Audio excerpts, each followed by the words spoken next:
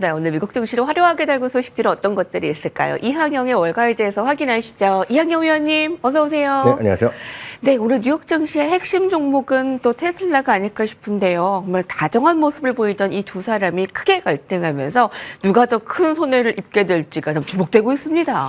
여튼 이제 트럼프 대통령과 일론 머스크 하면 뭐 전 세계에서 가장 힘이 센 권력자, 그리고 전 세계에서 가장 돈이 많은 사람, 뭐 돈이 현금이 어느 정도인지 모르지만 자산 기준으로 세계 1위를 기록하고 있는 일론 머스크가 격돌하고 있는 자체가 보통 우리나라, 뭐 저를 비롯한 보통 사람들은 이해가 잘 안 되는 모습이 계속 이어지고 있습니다.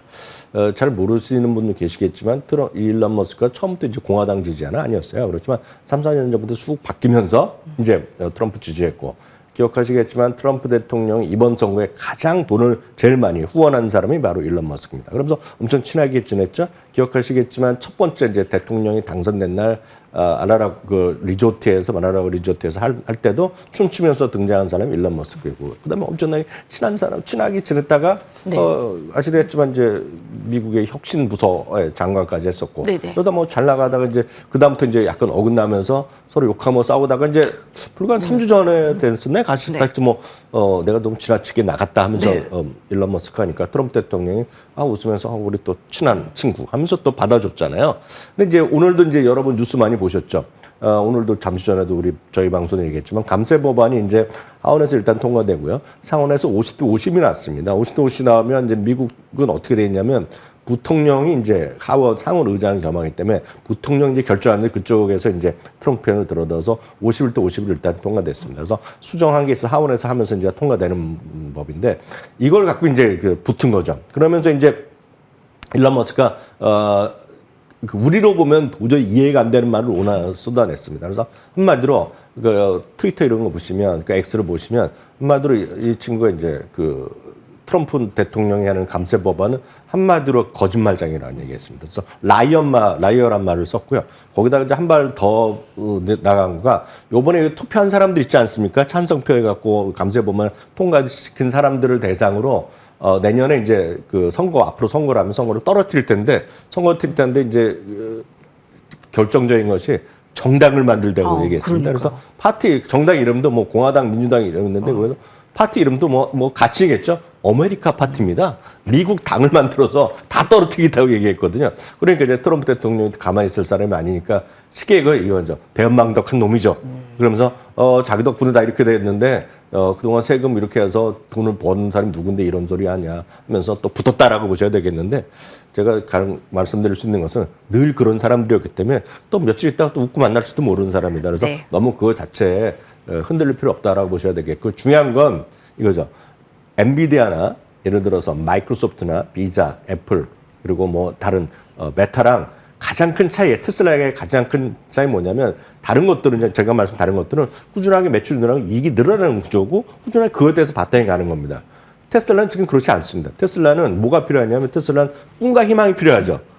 자동차 지금 덜 팔리고 있는 거 다들 아시잖아요. 네. 그럼에도 불구하고 테슬라를 좋아하시는 분들은 왜 갖고 가냐? 로보택시가 이제 세상을 뒤바꿀 것이고 옵티머스가 세상을 뒤바꿀 거라고 생각하고 있기 때문에 할 수 없습니다. 그것은 다른 거에 비해서 변동성이 클 수밖에 없기 때문에 그걸 갖고 여러분들 매매에 참고하시면 좋을 것 같습니다. 이거 하나에 흔들리기 시작하면 제가 보기에는 테슬라 주주로서는 좀 자세가 좀 부족한 게 아니냐 이런 생각을 전해드릴 수 있겠네요. 예. 테슬라 주주분들은 좀 헷갈리고 참 굉장히 이 분위기에 좀 적응이 안 되실 텐데, 우리 인식으로는 이해하기 어려운 모습이기도 한데요. 새로운 창당을 하겠다, 남하고 hun을 쫓아내겠다, 이런 걸 보면 뭐 사람들 반응을 뭐 즐기는 건 아닌지라는 이제 반응까지 있습니다. 근데 테슬라는 여튼 그 로보택시와 앞으로의 그 숫자, 이익에, 판매량에 계속 좀 집중하면서 저희가 체크해드리도록 할게요. 자, 오늘의 인사이트 열어보겠습니다. 2분기 위너와 루저입니다. 뉴욕 증시도 하반기와 동시에 3분기 문을 열었습니다. 그래서 준비했습니다. 2분기에는 어떤 특징 종목들을 한눈에 정리할 수 있을까요? 네, 맞습니다. 주식은 이제 하루하루 한 순간순간 보면 스트레스를 받기 때문에 이렇게 기회가 될 때는 한 달에 한 번, 3개월에 한 번, 6개월에 한 번씩은 한번 시간 좀 전체적으로 둘러볼 필요가 있겠는데, 오늘은 3개월 그리고 6개월을 좀 같이 좀 조망해 보면서 어떤 흐름이 있었는지 좀 전체적으로 살펴보도록 하겠습니다. 2분기 이제 집중적으로 살펴보면 IT라든가 커뮤니케이션, 산업, 임의소비재 등이 순서로 좀 주가가 올라간 3개월이 됐다라고 보셔야 되겠고요. 상대적으로 에너지나 헬스케어, 리츠는 하락했습니다. 에너지가 왜 하락했느냐? 최근에 하다가 이제 전쟁 때문에 좀 올라가다가 전쟁이 끝나는 거 아니까 유가적 급등락이 있지 않습니까? 그럼 상대적으로 떨어졌고요. 헬스케어는 이제 계속 보험이나 이런 건 문제가 되고 있다는 거 아실 것 같습니다. 리츠도 마찬가지가 되겠고요. 그래서 그런 것들이 3분기에 그 3개월 동안 올라간 거 내려간 거 되겠고요.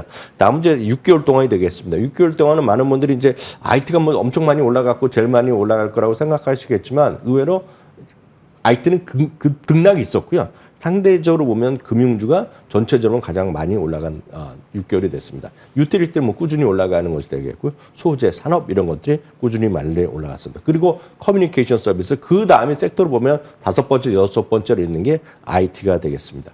한편 2분기요. 최근 3개월 동안 히트맵을 한번 종목별로 한번 살펴보도록 하겠습니다. 네. 종목별로 보면 엔비디아가 뭐 가장 많이 올라간 것들이 되겠고요. 역시 팔란티어 이런 것들 제법 많이 올라간 거 여러분 느끼실 수 있을 것 같습니다. 테슬라는 이제 워낙 많이 떨어졌기 때문에 좀 많이 올랐죠. 테슬라도 한 20% 정도 올라갔고요. 네. 애플은 이제 5%가 좀 떨어지는 모습이 되겠습니다. 그리고 아래쪽 보면 금융주에서도 보면 JP모건 같은 거 여러분들 큰 관심이 없고 테슬라에만 느끼시면 JP모건 같은 거가 그냥 계속 사상체 효과. 오늘은 네. 약간 조금씩 밀렸지만 JP모건 이런 것들이 사상체 효과, 골드만삭스 이런 것들이 꾸준히 올라가는 모습을 좀 보여주는 흐름이 되겠고요. 상대적으로 중 가운데 있는 거가 커뮤니케이션 서비스 쪽이거든요. 이런 것들이 꾸준히 3개월 동안 올라가는 모습이 되겠습니다. 다음은 상반기 6개월 동안의 흐름을 보겠습니다.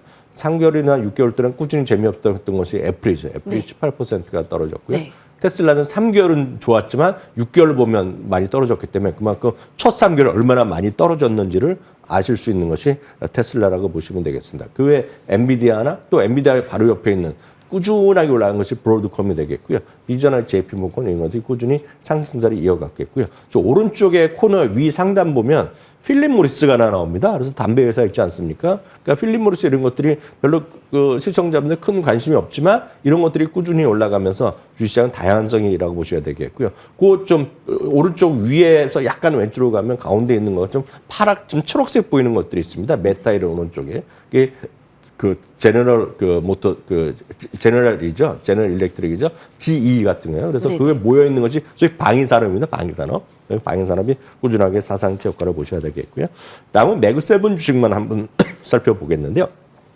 연초 대비 지금 애플과 테슬라가 꼴찌를 다투고 있는데 오늘자로 저 테슬라가 툭 떨어졌죠 지금요. 네, 덕골지. 네, 오늘은 애플은 또 조금 올라갔습니다. 그래서 애플, 테슬라 이런 것도 있고 알파벳도 마이너스고 아마존 턱걸이했고요.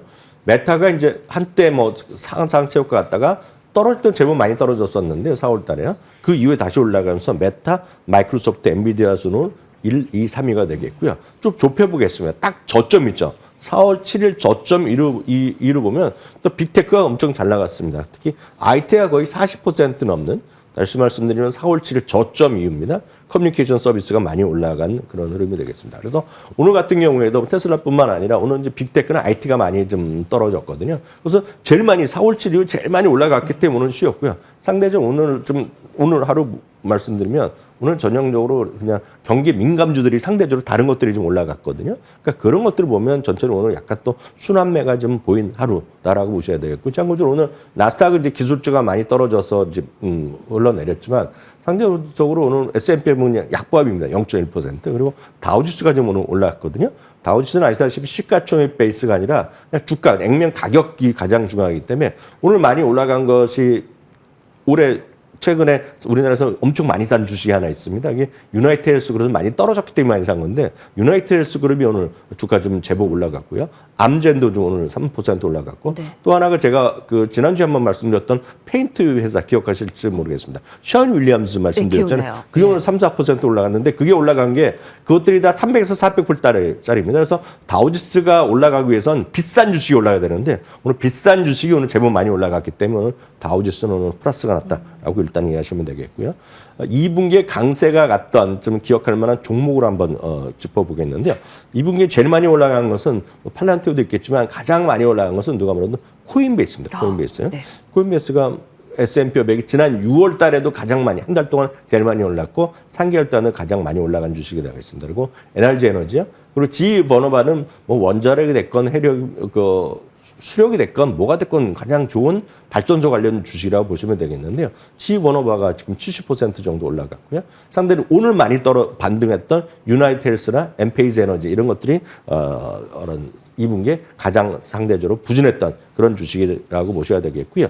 2025년에 참고죠. 2025년 지금 상반기에 가장 많이 올라갔던 주식은 앞서 얘기했던 NRG 에너지를 포함해서 여러분 좋아하시는 팔란티어가 80% 가까이 올라가면서 올해 최고로 많이 올라간 주식의 탑1이다라고 보셔야 되겠습니다. 그래서 팔란티어는 뭐 아시다시피 뭐 여러분들 좋아하시지만 미국 사람들은 워낙 많이 좋아하는 그런 주식이라고 보셔야 되겠고요. 마치 이제 요즘은 또 팔란티어 하시던 분이 쭉 빠지고 요즘은 또 서클로 많이 가 있잖아요. 지금 많은 분들이요. 서클의 이제 주가 이제 급등 오늘도 좀 반등했지만 블룸버그에서도 지금 한국인이 엄청 쉽게 해서 너무 많이 사랑하고 있는 서클이라고 약간 기사도 나왔던데 여튼 서클 이런 것들도 최근 들어서는 좀 반등을 좀 하고 있다라고 보셔야 되겠고요. 반면에 S&P에서 꼴찌라는 기업, 연간 꼴찌라는 기업은 한때 저희 방송 엄청 많이 말씀드렸죠. 한 4년 전, 3년 동안요. 그렇지만 올해 들어서 이제 상당히 재미없는 데커스 아웃도어가 올해 50%가 가까이 떨어지면서 최악의 종목으로 기록된 것이 상반기 그리고 3개월 동안의 흐름이었다라고 간단히 정리해드렸습니다. 상반기와 2분기가 아주 한눈에 정리가 됐네요. 부진했던 게 애플, 테슬라 그리고 더 넓게는 데커스가 좀 약세였고 좋았던 종목으로는 팔란티어 뭐 따라갈 자 없고 2분기 1등이 엔비디아인데 또 상반기 1등은 메타잖아요. 매그니피센트 세븐 종목 가운데 그래서 메타 잠시 후에 알아볼 예정이고요. 오늘 월가이드에서 헤드라인 소식은 3가지 준비를 했는데 먼저 첫 번째는 이번부터 살펴보도록 하겠습니다. 함께 보시죠.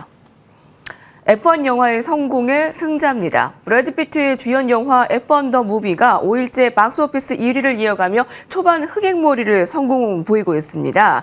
투자자 애플사에게도 흡족함을 선사하고 있다고 하는데 수혜 기업들이 여럿 있다고요. 네, 그 F1 더 무비가 뭐 미국에서 초미의 히트를 기록하고 있습니다. 예상보다 돈을 더 많이 벌어서 깜짝 놀랐고 아마 제 주위에서도 진주에 뭐 본 사람이 있는데 뭐 엄청 재밌다고 얘기해서 뭐 난리가 난 모양이다. 미국에서도 이번 영화만은 또 아이맥스 가서 봐야 된다는 얘기할 정도로 뭐 인기를 있는 것 같은데 저는 아직 보지 못했지만요. 그래서 이제 이거를 아시다시피 이거의 제작자가 누구냐면 그 애플입니다. 그래서 이것 때문에 애플이 올라갈 수 있다 얘기하는 사람이 있는데 제가 봤을 때는 그 영화 하나 갖고 그 애플이 올라가는 건 좀 심하게 보시는 것 같고요. 그보다는 애플을 잠깐 말씀드리면 애플을 좋아하시는 분 입장에서 보시면 애플이 항상 6월에 주가를 바닥을 쳤고 6월부터 한 9월 정도 10월까지는 지수보다 이겼다는 뭐 통계도 있긴 있습니다. 그래서 6월을 좀 주목하는 사람도 있다라고 참고하시면 좋을 것 같고요. 본론으로 들어가서 워너브라더스가 배급을 합니다. 제작은 애플이 하고요. 이제 좀 몇 달 있다가 이제 애플 TV에 올라올 텐데요. 전 세계에서 1억 4,600만 달러를 첫 주말에 수익을 하면서 헐리우드의 기회치를 엄청나게 상회했다라고 얘기하고 있고 그래서 이제 사람들이 그래서 애플 TV를 더 많이 구독할 수 있다는 얘기하고 있는데 그거는 제가 보기엔 너무 미미한 얘기라고 보셔야 될 것 같고요. 여하튼 F1에 가장 그래서 그 수혜가 되는 기업이 있다 그러면 포뮬러 1 그룹 그 자체라고 보셔야 되겠죠. 올해 주가 약 15% 정도 올라갔고요. 포뮬러 1이 올해랑 내년에 걸쳐서 주요 그 방송사랑 이제 계약이 끝난다고 합니다. 그래서 그것에 이제 향후에 좋아질 수 있다는 얘기하고 있겠고요.